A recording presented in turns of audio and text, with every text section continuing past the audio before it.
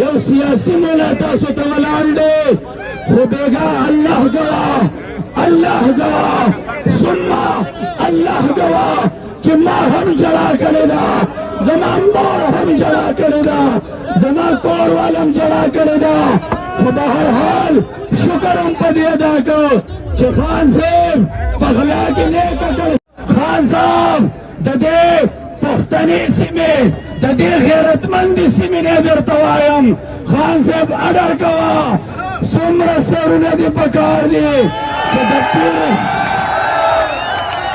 څومره مجاهدین دې پکار دي چې د دې پیر اسلام د دې پیر مصور غازي په لاس درته حواله کړي